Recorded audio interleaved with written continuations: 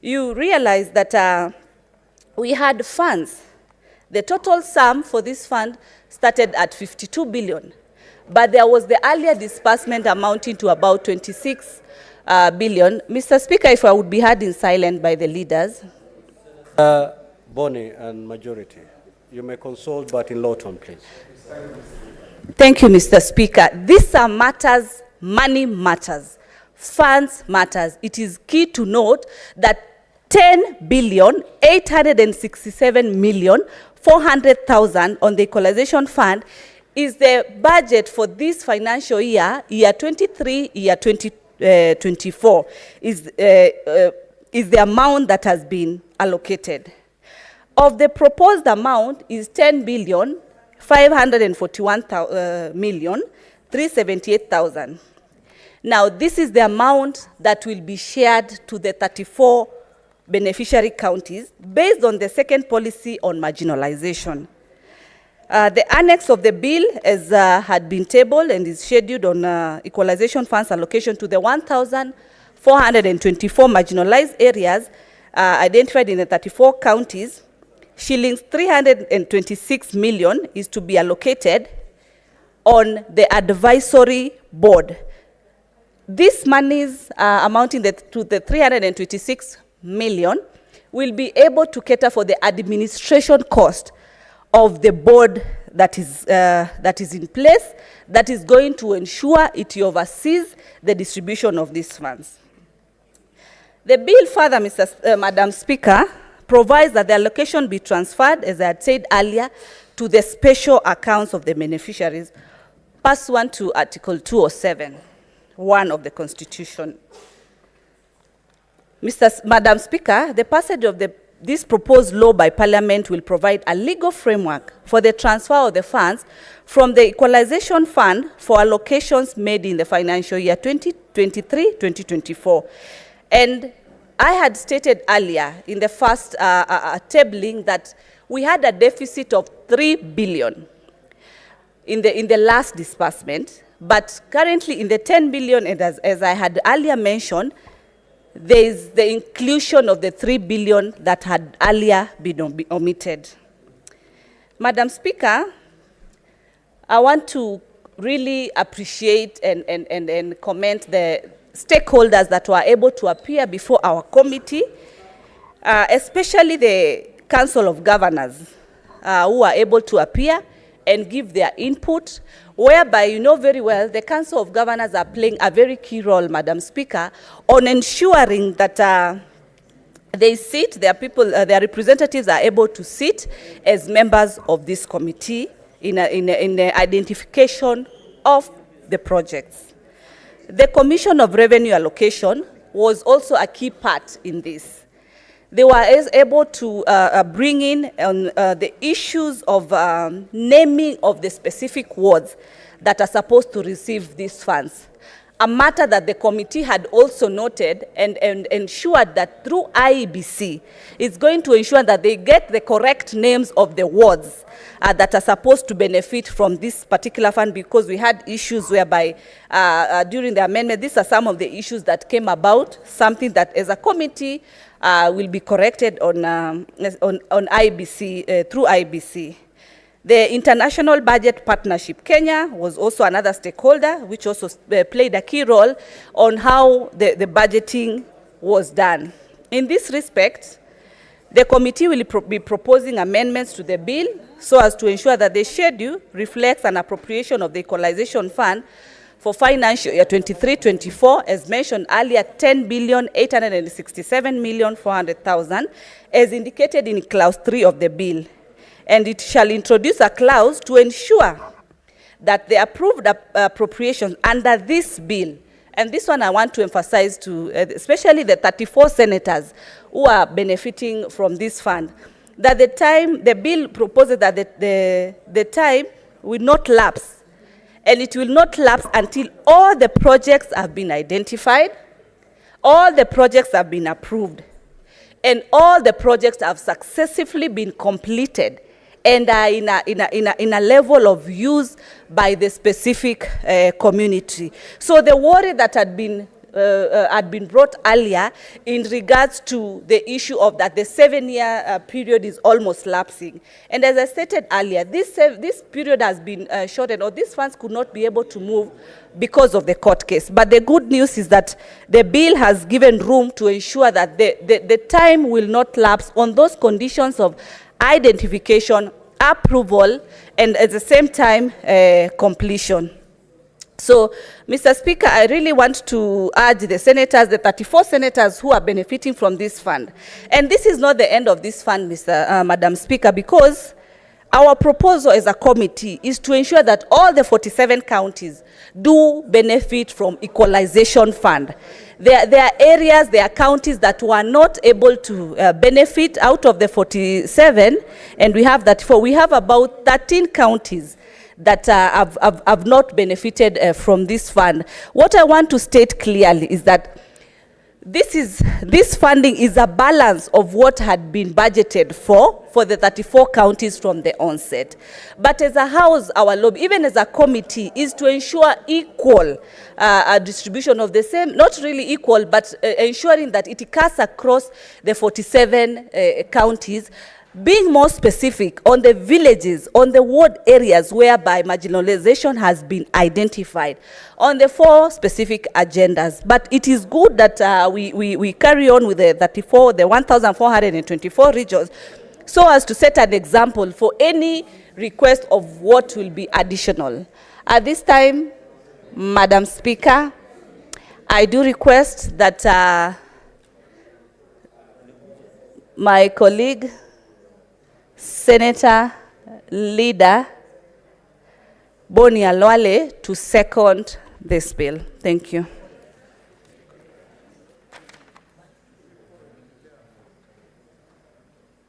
Thank you. Senator Khalwale. Thank you, Mr. Speaker. Madam Speaker, I rise to second the Equalization Fund Appropriation Bill as moved by the Vice Chair of the Finance Committee.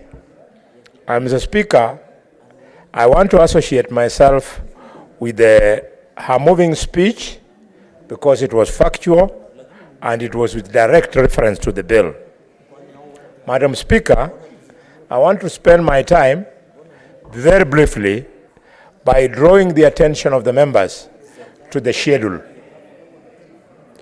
Mr. Order, Speaker, Senator Cherarkey and Senator Mazayo. You are disrupting the House. Please sit down. Thank you, Madam Speaker. Madam Speaker, as colleagues will realize, the schedule indicates the counties that are beneficiary. And within those counties, there's an indication of some of the constituencies and the wards that are partaking of this particular fund. Madam Speaker, so that we do not get into a quagmire during the time of voting, as it happened earlier, some members mistook this sharing of this fund to be an entitlement for all the 47 counties and all the 290 constituencies and the 1,450 wards. Far from it, Mr. Speaker. The error, Madam Speaker, arose from the anger where upon some members seeing certain counties benefiting, they started asking themselves, why not mine? When people see Baringo, they say tick. There are high levels of poverty there. They then see Turkana, Wajir, Marsabit, Mandera, name it, people say tick. But then when counties like Bomet, Bungoma,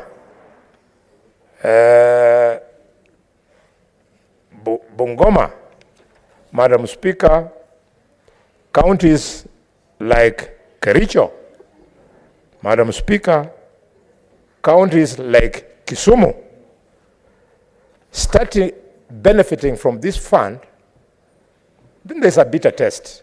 People say, if Kisumu can get, why not my constituency, Kakamega?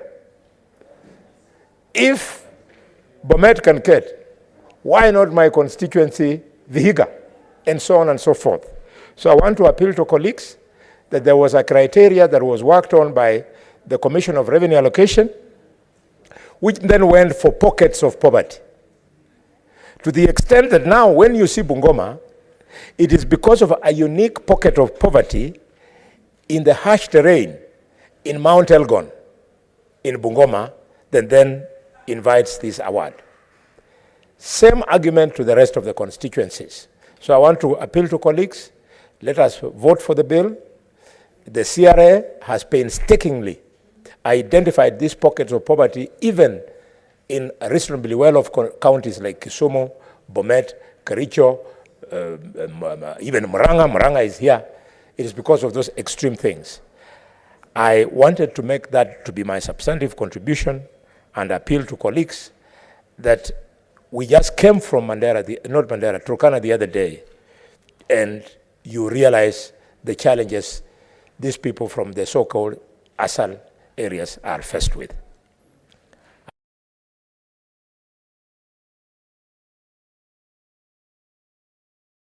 This country, should we have a blunder like the one that was made in the so-called sessional paper number 10 of 1965? 65. Yes. This paper, Madam Speaker, is the one that then profiled the ASAL areas as areas that were not deserving for development because their populations were not big enough.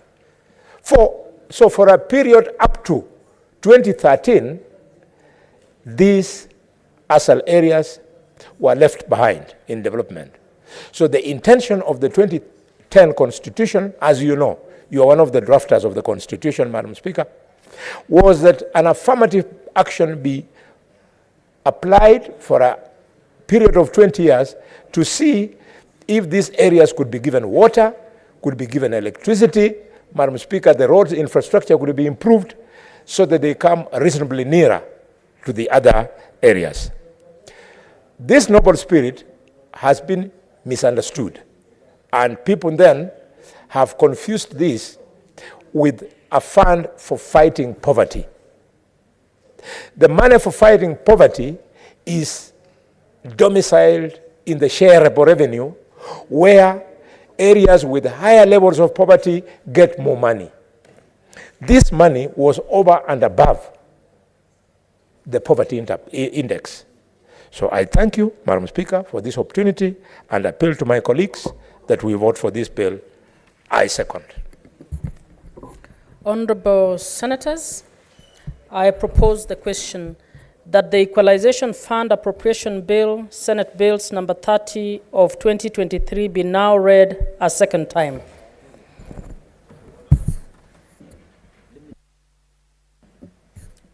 Senator Majority. Just a matter of procedure, understanding 111.2. I rise on limitation of debate, Madam Speaker, because this is a very important bill, which I believe many colleagues will wish to speak to. So we can agree on maybe, I think 5. I think members are saying, I think 5. Okay, let's do 7, Madam Speaker, so that we balance between those who are saying 10 and 5. If we can do 7 minutes, people can explain. Members, we go for 7 minutes. It's a good balance. Thank you. Senator Osoti.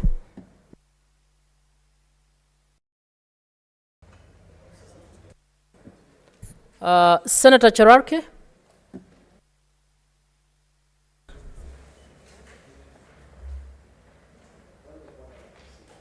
Thank Senator you. Cherarke, order. Can you follow the correct protocols of this House? Thank you. You may now speak.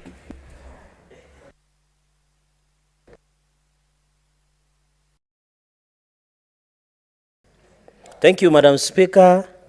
And I don't know why Senator Eddie is excited today. I think he must have eaten something in Machakos. Madam Speaker, I rise to support the Equalization Fund Appropriation Bill 2023 and say that, so Speaker, this is a straightforward procedural bill for the allocation by June 2024. Madam Speaker, so in the interest so that most colleagues can contribute, is that I'm happy that Nandi will be the beneficiary of this amount that has been allocated through the Equalization Fund of 10,867,400,000 in the financial year 2023-2024, in this financial year. So Speaker, Madam Speaker, you know Nandi might appear as the county of honey and milk, the land of opportunities, there are rains, but we still have challenges here and there. And therefore, under Article 204 on the Equalization Fund,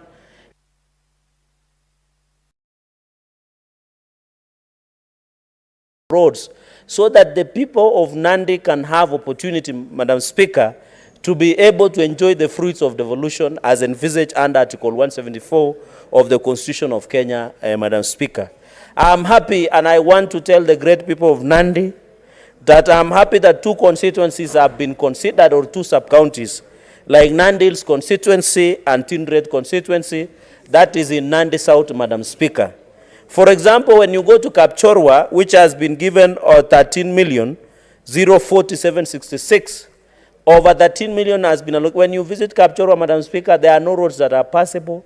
There is challenges with school infrastructure and even health facilities. And I'm happy that area of Tereno, Kapchanga, Cherondo, all those parts, Madam Speaker, Kiptega, Kapkoros, all those areas are up to Ainam Ngetuny, all those areas and Koisegem will form the basis of the beneficiary within the Kapchorwa ward, Madam Speaker. And I'm happy they have been able to get 13 million. I know, Madam Speaker, we did pass a law and brought amendment with Senator Okongo Mgeni to ensure a senator will be part of. And I remember, Madam Speaker, you are part of the champions, that senator must be part of the planning of the those and approvals of development. Secondly, Madam Speaker, in Tindred constituency, I can see Chemelil, Chemaze, so those areas of Cheswerta, Kibisem, Potopoto, all through to even Musengeret, Madam Speaker, to Kopere, all this that is borders between Kisumu and Nandi, there is always a challenge, Madam Speaker. There is gold in Chemelil, Chemaze, but when you visit, the roads are bad, there is no water. So all those areas that belong to Chemelil, Chemaze, Madam Speaker, which is border Kisumu and Nandi, will benefit with 12,364,008. And I'm happy the great people of Kibiseng, Kapkwang, all those areas, Potopoto, Musengertet, Cheswerta, and even all those areas within Chemelil, Chemaze ward will have opportunity, Madam Speaker. I'm happy Songo Soba, which is one of the biggest in terms of land size, Madam Speaker. And you know, this is one of the biggest ward in Nandi County outside Kilibwani ward in Mkwen sub-county.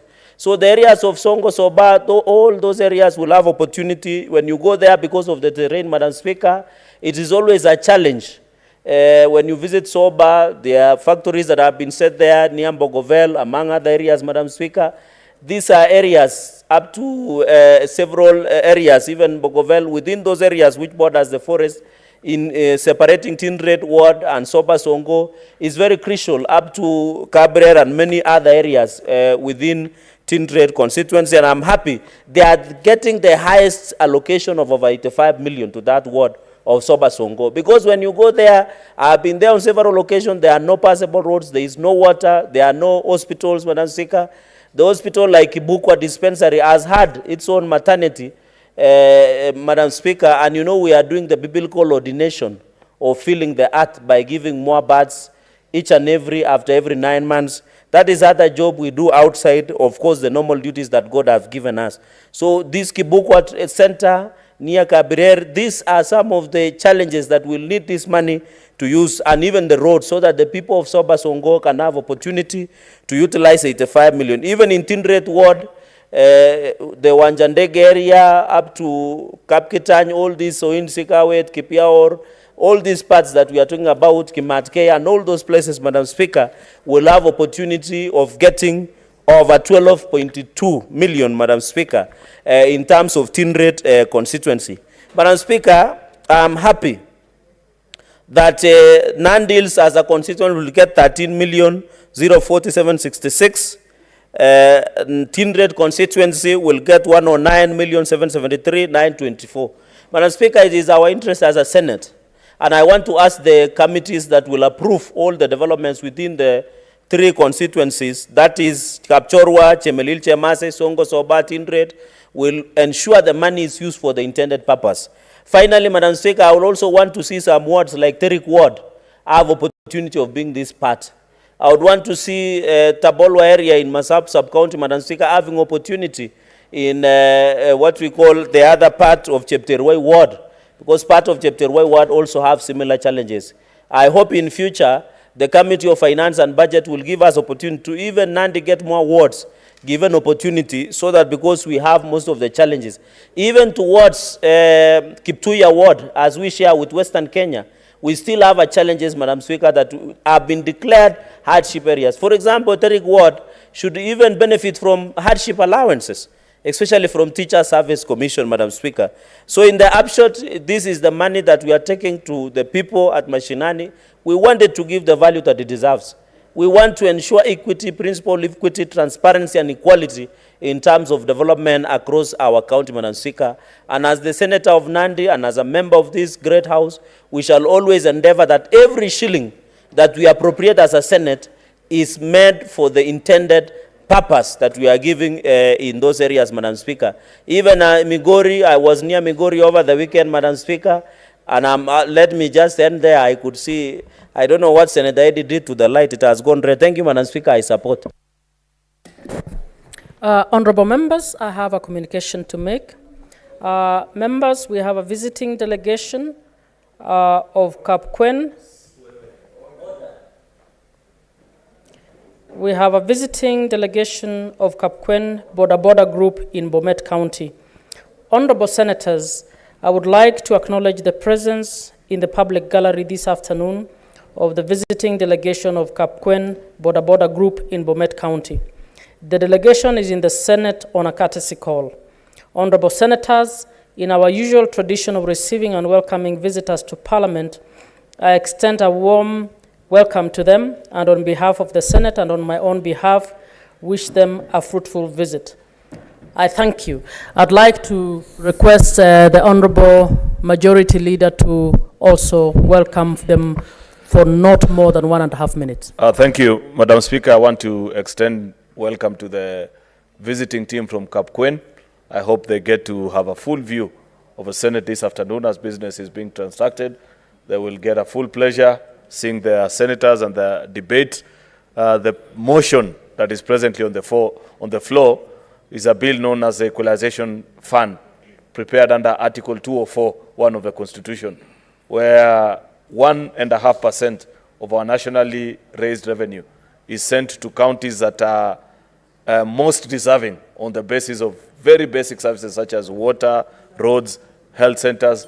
There are 1,490 such wards that benefit. Not sure if that is the right figure, but there's a specific number of wards that are analyzed by CRA. I just mentioned this, Mr. Speaker, so that they appreciate and understand what is being debated on the floor. It will serve my good neighbors from Kapkwen well to know that, for example, Bomet Order, Senator Cherarkei. That Bomet is one of the benefiting counties. And Chebunyo Ward, Nyangores Ward, and Sigor Ward will be among the benefiting wards, each to a tune of 6.7 million. So follow the debate, enjoy your stay here in Parliament. Your senator, unfortunately, is not with us. He's on official business, I think in Republic of China, but he is doing an exemplary job representing you in this Senate. Enjoy your visit, my good neighbors. I thank you, Madam Speaker. I will also give 1 minute to Senator Halware, who is also moving some business on border in this. Thank you, Madam Chair. Madam Chair, indeed, it is a great honor for me to be allowed to not only acknowledge their presence, but also to speak in their presence to reassure them that, Madam Senator Speaker, Cherarke, it is possible to consult without disrupting the House. Can you do that in law terms, please?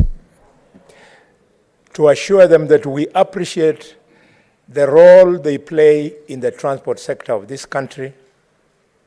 And we are aware, Madam Speaker, that these young people, they work under very difficult circumstances, both environmental, law, and social.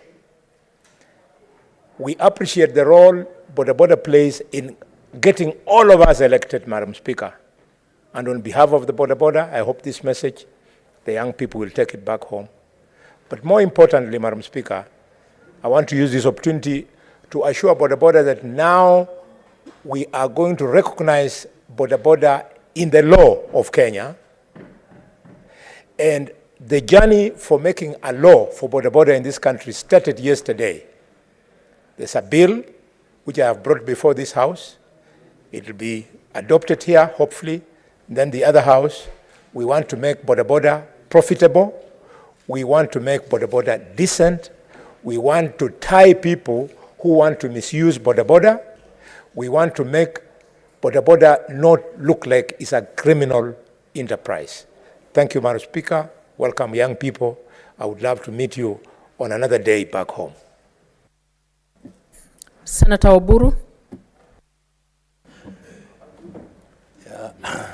Thank you, Madam Speaker. Madam Speaker, I don't want to speak long on this. Madam Speaker, this is a bill which was discussed and approved by the Senate. That was the equalization bill. And therefore, Madam Speaker, we expressed our views. I personally expressed my views on the purpose for which this equalization fund was created. And right now what we are doing is just giving authority for funds to be withdrawn from consolidated fund and then spent through the equalization fund. Madam Speaker, this authority we are giving, I think we have an opportunity to once again just emphasize our concerns. And my concern then, and even today, is that this fund called Equalization Fund is not serving the purpose for which originally we thought it was created for. Madam Speaker, this Equalization Fund was established to address the inequities and the inequitable distribution of wealth which was created as a result of Sessional Paper number 10 of 1965, Madam Speaker. In that particular document, the government introduced a policy which stated that those areas which will be developed by the government are areas with the highest return. And with the highest return meant that the highest return on investment, which meant how much you get out of every shilling that you invest. And those high potential areas did not include areas like arid and semi-arid areas. Madam Speaker, these were the areas which... Order, Senator Karen Jamu. This is an honorable house. It's not, can you do what you're supposed to do? You need to bow when you get into the house. Just hold on. Thank you. Thank you. Continue, Senator. So, Madam Speaker, if you went to some of these arid and semi-arid lands, Madam Speaker, you would see the type of marginalization which was meted out over a very long period of time. Madam Speaker, there's a time when I used to work in Treasury in the Department of Arid and Semi-Arid Lands, and I traveled extensively all over the country. And so the lack of facilities and the distances which are traveled to reach certain facilities, and Madam Speaker, over and above the poverty levels which was spread across the country, this fund was created as an affirmative action, not forever, but it was created for a specific period of time up to 20 years from the time of promulgation of the Constitution. And now the Constitution has now existed for 13 years, so I think it will exist for another seven years or so. Madam Speaker, I don't think the way these monies are being distributed, at the end of the next 7 years, we shall have achieved what was called equalization. There will be no equalization, Madam Speaker, because it is being spread so thinly across the board. Madam Speaker, having said that, I'm grateful that my county is getting 33 million shillings, which is distributed in 3 constituencies, and I'm happy about it. But Madam Speaker, what I have said is my overall belief in how this fund ought to have been dispensed with, Madam Speaker, but I think I support this bill, and hope that those 33 or so 34 counties who have benefited will use the funds appropriately to address some of those pockets of marginalized areas within those counties, Madam Speaker. So, Madam Speaker, with those few remarks, I support. Senator Cheruyot. Thank you, Madam Speaker. Madam Speaker, I'd wish to join the rest of my colleagues in supporting this bill, the Equalization Fund Appropriation Bill, Senate Bill number 30 of 2023. Madam Speaker, this is a great step in the right direction, especially if you know the fight that existed before this fund, Madam Speaker, was operationalized. In fact, we almost concluded, Madam Speaker, the sunset years of this fund without a shilling ever having gone to the counties. And for now, us as Senate to have the opportunity to begin the bill and devolve funds to counties each year is a step in the right direction, and one of the things that Senate needs to be hailed for, because we stood firm and steadfast. While over the years it was clear, Madam Speaker, that our colleagues from our sister house were not as keen as the Senate was on this particular issue, compliance with Article 204 of our Constitution.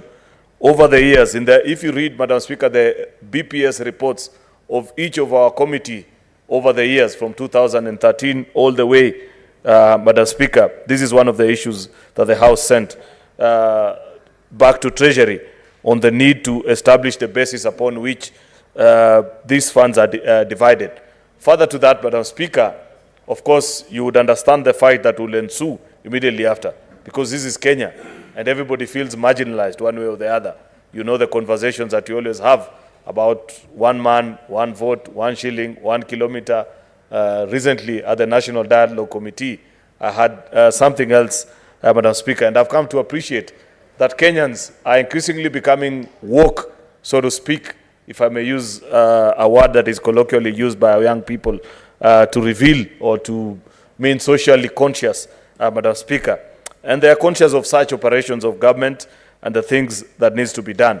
Therefore, we must hail also the Commission on Revenue Allocation for the study that they undertook, Madam Speaker. You'd know that back in the day, the thinking in most government circles was that marginalization were limited to specific broader areas, either certain provinces back in the day, and after we moved to provinces, certain regions that are not necessarily geographically present in our Constitution, but people continue to refer to them that, certain areas of the north, coastal region, and so on and so forth. But because of this study that was done by the CRA, Madam Speaker, they came up with a second policy on marginalization, different from the 1965 one that was informed by Senator Boni Halwale, that was referred to rather, Madam Speaker, a few minutes ago. And they guided us and said the least or the smallest electoral unit, which is the ward, Madam Speaker, is the best place to place these funds and guide the House as you debate, or rather guide the discussion. Therefore, they undertook a study and returned a figure of 1424. This is a figure I was looking for earlier on when I was speaking to welcome the Kapkwen Boda Boda group that was here.